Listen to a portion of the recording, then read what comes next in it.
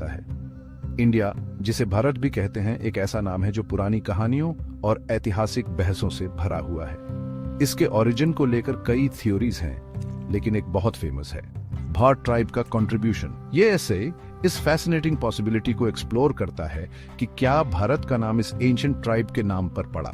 हम हिस्ट्री में जगहों के नामकरण के इंस्टेंसेस देखेंगे, कन्फ्लिक्टिंग व्यू पॉइंट्स को एनालिसिस करेंगे और ये हाईलाइट करेंगे कि कैसे रिलीजियस बिलीफ्स और बायसेस ने कहानी को इन्फ्लुएंस किया होगा।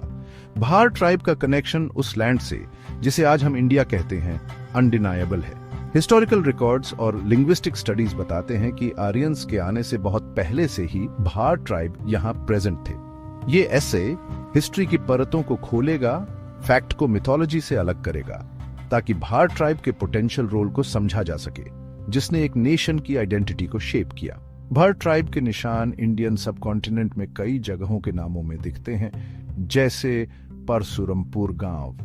पहले इसे पसारमापुर कहते थे, लेकिन रामायण जैसे धार्मिक ग्रंथों के इन्फ्लुएंस से इसका नाम बदलकर लेजेंडरी वॉरियर परशुराम के नाम पर रखा गया। इसी तरह लखनऊ, जिसके बारे में माना जाता है कि राजा लखन भार ने बसाया था, पहले लखनपुरी कहलाता था। बाद में शायद भगवान राम के भाई लक्ष्मण के मिथोलॉजिकल कैरेक्टर के इन्फ्लुएंस से इसका नाम लखनऊ हो गया। ये एग्जाम्पल्स दिखाते हैं कि कैसे रिलीजियस या पॉलिटिकल कारणों से जगहों के नाम बदले गए। आजमगढ़, जिसे मुस्लिम रूलर आजम खान ने एस्टैब्लिश किया था, कुछ ग्रुप्स द्वारा अरियमगढ़ रीनेम करने की मांग की जा रही है। इसी तरह कालिल द्वारा स्थापित खलीलाबाद का नाम बदलकर पूर्व मुख्यमंत्री मायावती ने सेंट कबीर नगार कर दिया था। ये इंस्टेंसेस दिखाते हैं कि जगहों के नाम कितने फ्लूइड होते हैं और बदलते आइडियोलॉजीज के हिसाब से कैसे ढल जाते हैं। लेकिन बहादुर भाट ट्राइब के नाम पर बसे बहरेच ने ब्रह्माइच में रीनेम होने के अटेम्प्ट्स का विरोध किया, जो भार नाम की एंड्यूरिंग लेगेसी को दिखाता है। अक्सर लोगों के नाम पर गांव और शहर तो बसाए जाते हैं, लेकिन किसी पूरे देश का नाम किसी एक व्यक्ति के नाम पर रखना आम बात नहीं है। भारत के नामकरण की कहानी इसी नोशन के इर्द गिर्द घूमती है। कुछ लोगों का कहना है कि इस लैंड का नाम भारतवर्षा किंग दुष्यंत के बेटे भरत के नाम पर रखा गया था, जैसा कि महाभारत में बताया गया है।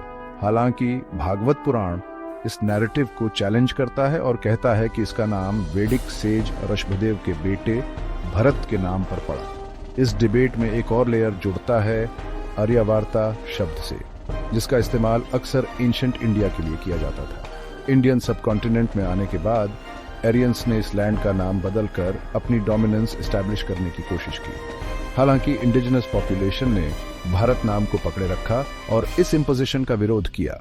भारत नाम के हिस्टोरिकल कॉन्टेक्स्ट को समझने के लिए आइडेंटिटी की ये स्ट्रगल बहुत इंपॉर्टेंट है। भारत नाम भाट ट्राइब की एंड्यूरिंग लेगेसी का प्रमाण है। उनके कंट्रीब्यूशन को मिटाने या दबाने के अटेम्प्ट्स के बावजूद ये नाम आज भी कायम है। राहुल संकृत्यायन और रामदयाल वर्मा जैसे रिनाउंड हिस्टोरियंस ने एंशिएंट इंडिया की आइडेंटिटी को शेप करने में भाट ट्राइब के सिग्निफिकेंट रोल के बारे में बताया है। उनकी रिसर्च लिंग्विस्टिक और आर्कियोलॉजिकल एविडेंस के साथ इस दावे को मजबूत करती है कि भारत नाम भाट ट्राइब से लिया गया है। भारत के नामकरण की कहानी नामों की पावर की याद दिलाती है।